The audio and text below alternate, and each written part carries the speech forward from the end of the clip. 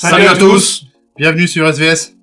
Voici Fabrice, notre nouveau membre. Le programme du jour, l'AR-15.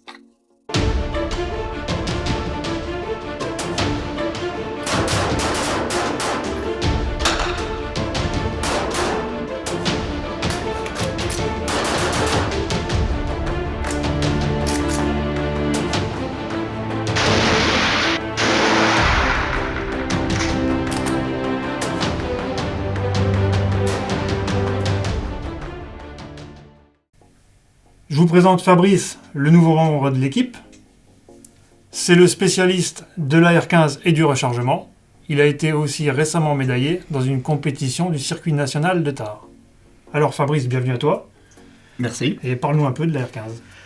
Eh bien, l'AR-15, c'est la version civile du M16. Donc, c'est une carabine en semi-automatique, contrairement au M16 qui est une carabine en full auto.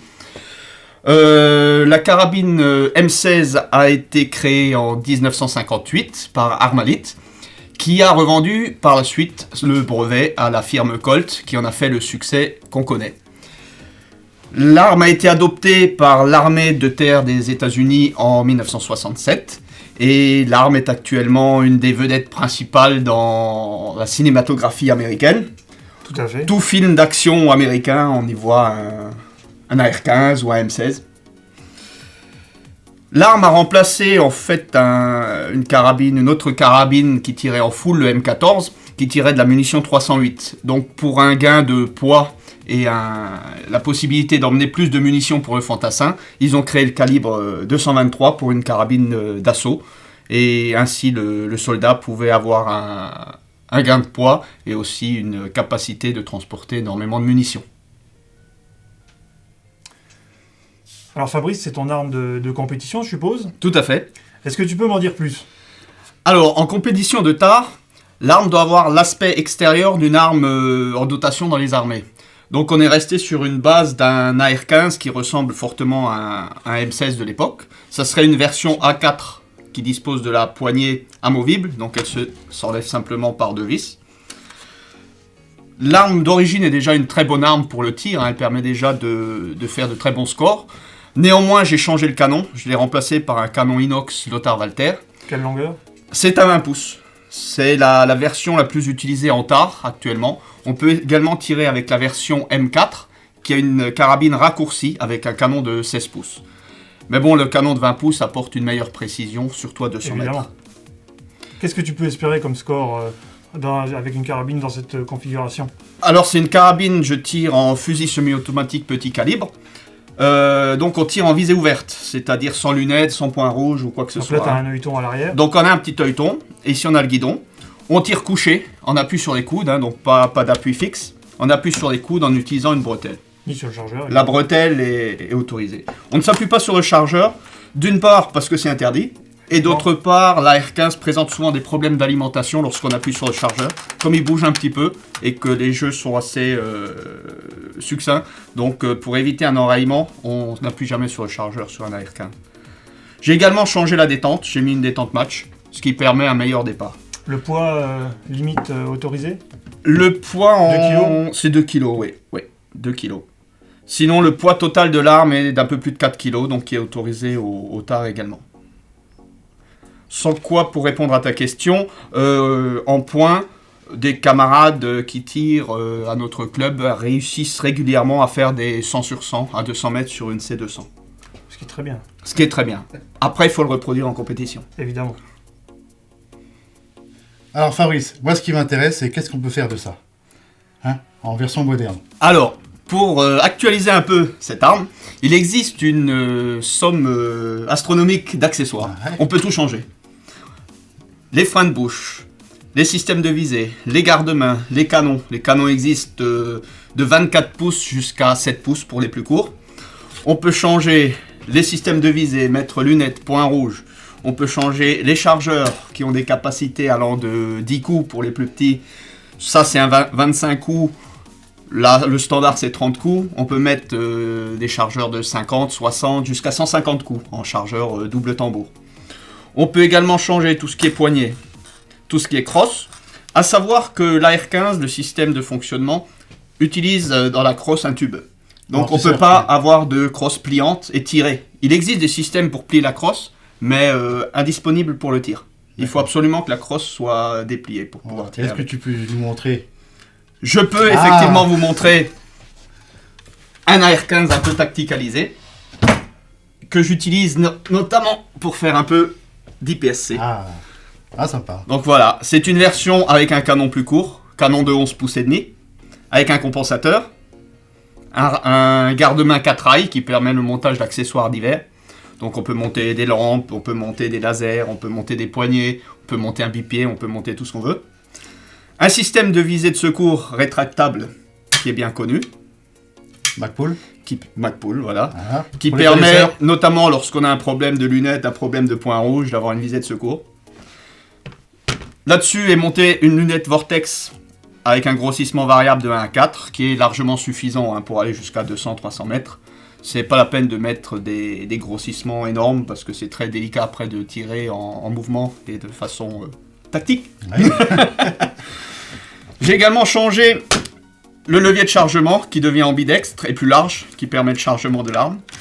Ouais, suffit plus de tirer rapide, dessus. plus pratique. Bon, ici.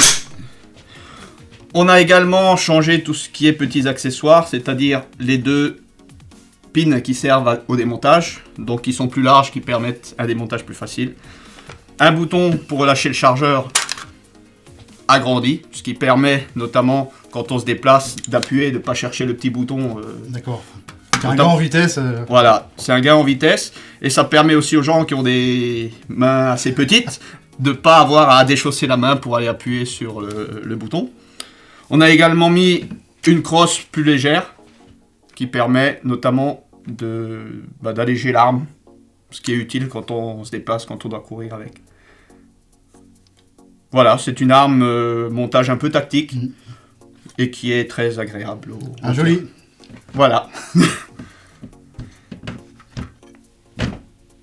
Alors, tout ça, c'est bien joli, Fabrice, mais combien ça coûte? Combien ça coûte? Alors, actuellement, on trouve des AR-15 américains pour un départ à 1200 € à peu près pour un bas de gamme. Ça peut monter jusqu'à 2000 €, 3000 €, suivant le modèle, les accessoires, etc. Et quelle marque tu me conseilles alors pour un AR-15? Disons, l'AR-15, pour moi, c'est américain. Donc, une marque américaine. Il y en a énormément. Il y a Colt, la plus connue, qui est assez dure à trouver en ce moment. Et les tarifs sont assez élevés. Sinon, il y a Bushmaster, Smith Wesson, qui actuellement commercialise des versions sport oui, c'est ça. à 1200 €. Donc les Noranco chinois, tout ça, tu déconseilles ou pas alors? Je déconseille pas. On trouve actuellement les Norinco en chinois et les SDM, qui sont une nouvelle marque qui est importée notamment par nos amis luxembourgeois, qu'on trouve avec lunettes point rouge à moins de 1000 €. Donc ça peut permettre un budget moyen d'acquérir un AR-15 qui fonctionnera très bien, quoi, mais on n'aura pas le prestige de la marque américaine. Et celui qui n'a pas un gros budget, qu'est-ce qu'il peut faire alors? En cas de petit budget, on peut s'y acquérir des AR-15 en 22 long rifle. D'ailleurs, j'ai une version là, qui est une version estampillée Colt, mais c'est pas Colt qui les fabrique, c'est D'accord. Walter Umarex. Donc c'est un petit AR-15 en 22 long rifle, qui fonctionne à peu près comme un AR-15 normal. On peut l'équiper d'un point rouge, comme ici, petit point rouge. Le système de fonctionnement est le même, on charge pareil. Et en neuf, ça vaut dans les 600 €, mais on peut en trouver d'occasion à moins de 400 € dans un bon Ah, état. donc c'est abordable. Ouais. C'est d'ailleurs le prix que j'ai payé celui-là, 400 €, il est à neuf. Les pièces sont compatibles, si vous voulez changer la crosse, si vous changez le garde-main, toutes les pièces sont compatibles. Hormis le système de fonctionnement qui est légèrement différent. D'accord. Ça permet de s'amuser pour ceux qui ont des stands de tir pas très grands. Par exemple, à 50 mètres, c'est un peu dommage de tirer de la 223. Donc à 50 mètres, ça fonctionne très bien. On reste dans le 10 de la C50. Et est-ce qu'on peut faire de la compétition avec celui-là? Tout à fait. On peut faire de l'IPSC Mini Rifle. C'est une compétition qui est justement réservée à cette catégorie d'armes. Ça permet de présenter le sport à tout le monde. Parce que les budgets sont assez importants au niveau munitions, à 300-400 munitions par séance. Alors que le 22 long rifle, pour 2 €, vous avez la boîte de 50. Et en 223, c'est combien à peu près les munitions? Les munitions, on commence à trouver à partir de 300 € le 1000 pour de la munition manufacturée de qualité correcte. On peut trouver également de la munition de surplus, un peu moins chère, dans les 200-250 € le 1000. Ensuite, bon, je conseille toujours de recharger parce qu'on obtiendra quand même des meilleurs résultats. Et notamment en précision, pour un coût qui avoisine à peu près la munition manufacturée de moyenne gamme. Donc Fabrice, moi qui ne connais que les AK, est-ce qu'entretenir un AR-15, c'est difficile? Pas du tout. En fait, c'est un système de démontage très simple. Je vais te montrer ça d'ailleurs. Ça m'intéresse. Donc avant toute chose, bien sûr, vérifier que son arme est vide. Voilà. Percuté? Percuté toujours.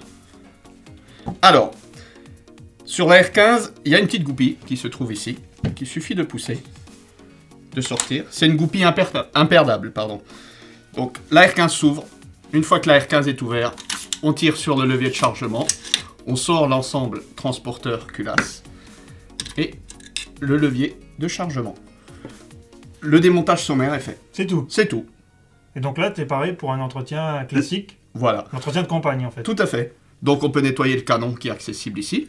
On a accès à tout le système de détente, de ressorts, etc. ici. Donc graissage des ressorts, etc. On peut donner un petit coup dans le upper qui se trouve ici. Et ensuite, nettoyer. On peut également démonter l'ensemble transporteur culasse. Très simple, avec un petit clip qui se trouve ici. Fabrice, dernièrement, tu m'as parlé que tu avais changé les gaz rings de la culasse de ton AR-15. Donc peux-tu nous montrer l'opération et comment démonter la culasse du transporteur? Tout à fait. D'abord, il faut préciser que les gas rings se changent à peu près tous les 1500 coups. C'est un petit entretien assez simple à faire. Pièce coûteuse? 3-4 $ aux D'accord. États-Unis ou pareil en euros dans les magasins en France. Hein. Ça se trouve facilement en fait. Ça se trouve très facilement et ça permet de gagner un peu de précision hein, quand même. Des gas rings usés font perdre la précision à l'arme. Donc, comme je le disais avant, ici, il y a une petite goupille qu'il suffit d'enlever. Une fois que ça c'est fait, on va sortir ici le petit bloc en le tournant, si j'y arrive, et sortir le percuteur. Ici, nous avons le percuteur qui doit être nettoyé, bon, pas à chaque fois, mais une fois tous les 5 tirs, et puis lubrifié légèrement. Donc une fois que ça c'est fait, on peut sortir, on peut tourner le petit.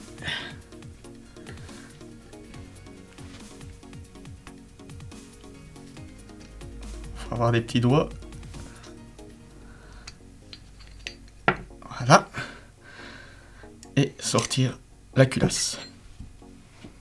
Donc ça, c'est ce qu'on appelle le transporteur, et ça, c'est la culasse. Donc les gas rings, ce sont les 3 petits ronds ici. Ça se monte comme un clip. Je vous montrerai dans une prochaine vidéo comment les enlever, comment les remettre. C'est Ils assez sont vraiment simple. les uns à côté des autres. Ils sont vraiment ces 3 tout petits clips qui font l'étanchéité à l'intérieur. Ici donc nous avons la culasse avec ici le trou du percuteur, l'extracteur et l'éjecteur. Ah, tout est dans un bloc en fait. Tout est en un bloc, ouais. Donc pour ça, un petit nettoyage tous les 5 tirs à peu près. Voilà.